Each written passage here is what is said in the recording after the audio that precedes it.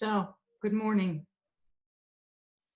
I'm Robin from Spirit of the Lotus, the Laughing Shaman. Yeah. Yesterday, my big day. It's been 3 weeks since I went out. A little over 3 weeks, actually. No, I take that back. I did go to the dump. I had to go to the dump last Wednesday and basically took your trash and took your recyclables and jumped back into the vehicle. So there was no contact whatsoever with other people. Everybody had their heads down and they were on a mission. But today I went out because Instacart is overbooked. There's no getting groceries online as there was a couple weeks ago until next Wednesday. And I'd been waiting 2 or 3 days already, just waiting for it to come up to say if there was availability. So my supplies, especially for grains, were gone. No big deal, no complaints here, but got up at 7:30 and checked, and Big Y opens at 7:30. So I decided I could be there in about the next 15 minutes, and I got all my stuff together. My dear friend, Deb Ravenwood, she spoke of having everything ready in her car when she went grocery shopping. I thought that is the greatest idea. So I had my paper towels, I had my cleansing stuff, I had my sprays, I had clean bags that I'd gotten all clean. I put a sheet down in the back of my Jeep, and I went one step extra. I have flannel sheets with the elastic sides, like fitted sheets for my treatment tables. And so I decided to not only glove up, but to put a sheet in the cart and just put everything right on top of the clean sheet. Now, you'll say, well, why get the sheet dirty? They cashed it out, and instead of putting it in bags, instead of having it all in plastic, I put it right back on the sheet. And when I got to the back of my vehicle, I washed everything off. Deb's suggestion. I took one thing at a time out, all the plastic. I sprayed with my vinegar and essential oil solution, what I thought was less chemicals, but still safer than anything else. It's the weirdest thing. Like, I have never, ever, ever been concerned about germs. Like, it's never even entered my mind. And apparently, I've never spent that much time even concerned about my food. As far as I've handled my food more today than I probably have in a lifetime. You know, it's like just really paying attention and really being grateful. I was even grateful that even from 6 feet apart, that there were a couple of people who were more than happy to gab a little bit. You know, as a matter of fact, one was a neighbor I'd never met before, and just happened to be a retired gentleman who talked about him and his wife, who used to walk 5 or 6 miles on the trails around New England. Not just in Columbia and Willimantic and Vernon and that, but around New England. I mean, he listed them off all over the place. And you can tell that there is, on one hand, this fear of even looking at people. Kind of reminds me of going to a show when I was in business. You know, people put up those blinders. You don't see me. If I don't see you, you don't see me. Don't try to sell me. And yet there's also those like me who are sitting in the house talking to a computer or talking on the phone, which is very lovely. I really enjoy talking to my friends, checking in and all that. But it's not the same as being, you know, having coffee together or getting together and having a glass of wine, just being together. That I miss. And I really realized that today, you know, and the young man who was ringing out behind the thing looked so bored and so like, I don't want to be here. And yet, with some kind words and a little bit of a chuckle, he seemed to be such a nice young man, really nice, caring, was more than happy to let me just plow everything back into the carriage, save him a trip. It took me about 45 minutes to get through the line. There was like 3 or 4 people ahead of me, and then by the time I got up to line, there was 5 or 6 people behind me. You know, nobody went down the cookie aisle. I got to wait in the gluten aisle. Now, you guys know I am not a gluten person. So standing in the gluten aisle, I'm like, oh, this is karma for something. I'm not quite sure what, but it must be karma for something. So anyways, we chatted just a little bit, and, you know, like, I get just how insidious fear is, even for me, who just really has never worried about it. I'm the one who opens up the bag of blueberries or the box of blackberries and just eats them on the way home. So to have to take so much time and effort with my groceries, which, you know, truly, I think there's some really good habits coming out of this. Like, every day I get more and more sensitive. And every day it is more and more important that I really nourish me. Yep, I turned 60. It's a big deal for me. My parents died at 60, and they were very unhealthy and very unhappy. And I shouldn't say very unhealthy and unhappy. They were very unhealthy. At the end of their life, they were very happy. They weren't happy about being sick, but they had found loved ones. They had found their way in life of what was important to them. And so, even though they were ready to go, there was some back and forth of, they were happy in one respect and unhappy in another. So overall in life, though, there was more frustration. There was really joyous occasions for them. And I think that's why they passed so early. But I digress. I think that these habits that I'm beginning, from really taking the time and the effort to wash my fruit and having to make sure that the sink is super clean before I even do that, I haven't paid attention to that stuff, honestly. It has not been on my radar.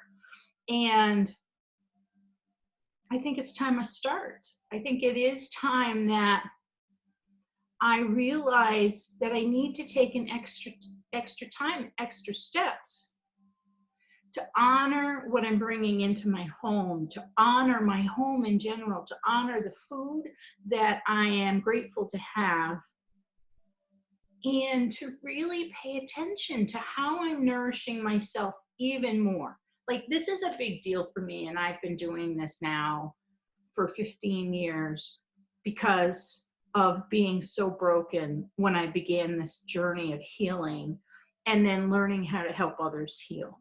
This is a really long, wonderful experience that just taking certain points of life for granted because I was so busy. Grocery shopping was something you got in and got out, even though I read labels and I really tried to get real nourishment and everything. I wasn't worried about germs. I really wasn't. And they really didn't seem to come into play. But maybe they did and I didn't know it. Maybe that's another small little piece of my health and wellness that I need to take care of. So I'm taking it as another growth moment and adding that to other understandings and times during this time of, how do I pay attention? I also got this wonderful, wonderful meditation set that I've been trying, and I love it. called the Solomon frequencies. And it really does seem to be making a difference. So I'm going to practice it a little bit longer, and then we'll see about sharing it. I think meditation is the big thing that this time will really be a gift to many people who haven't had. The excuse has been, I don't have time. I don't have 5 minutes. And it probably takes 15 just to calm, right? So that's okay. So meditation, I hope, is another gift that many of you who are fortunate, depending on what your point of view is, to be home. Those working, oh, you really need some meditation, because you're like so many, especially if you're on the front lines, that are being bombarded with people's fear and everything. So to shake that off, to cleanse and clear your being, your aura, the energies around you, and really breathe and welcome yourself back to who you are, and the love and the joy and the stuff that makes you so special. So let me recap just a minute. Deb's great idea of being prepared with all the things you need to clean the food that you buy at the grocery store as you're taking it out of your cart and putting it into your vehicle, into whatever you're going to transport it into the house with. Having all your bags clean ahead of time. My extra add to that is, if you've got a twin sheet, or if you've got a small treatment table fitted sheet, take it. It fits perfectly. And the fitted sides go right over the handlebars. It goes over everything. So nothing is touching the carriage. I watched them wash those carriages as I came in today. So that's an extra thing that I thought was really sweet. They told me which carriage to take because they cleaned them.